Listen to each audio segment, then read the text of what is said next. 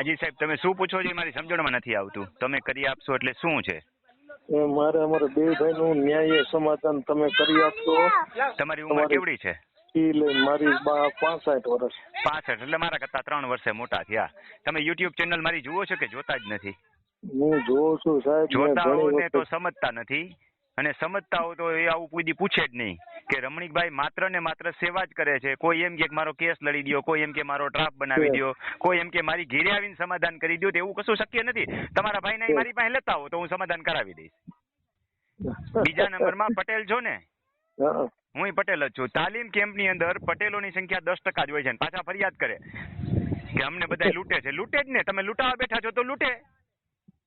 તાલીમ કેમ્પની અંદર ઇતર કાસ્ટ જેની સંખ્યા 2% નથી, 1% હોય ટકાવારીના હિસાબમાં, એ 10% આવે છે મારી પાસે.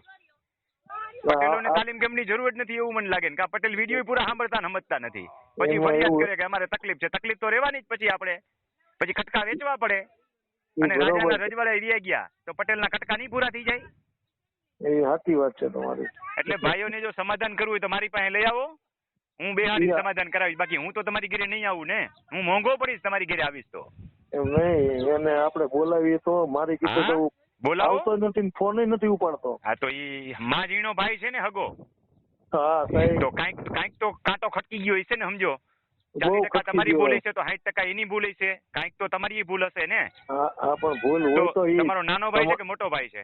સૌથી નાનો. તમે ન્યાય આપી શકો. હા તો નંબર આપો મને ને એને મારા નંબર આપો. હા તો તમારા નંબર, એના નંબર તમને દઈ દો. હા પછી તમારે નમતું જોખવાની તૈયારી છે ને?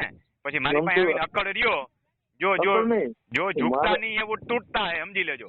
હું સમાધાનની પ્રક્રિયા કરીશ, પણ પછી તમે સાંભળી લો મારી વાત. હરગવાના હોટાની ગોળે રહ્યો તો હરગવો ફસકાઈ જાય, ભાંગી જાય. એટલે તમારે નમવાની તૈયારી હોય તો હું તમારામાં મિડલમેન થાવ. જો સાહેબ એક વાત કરી દઉં.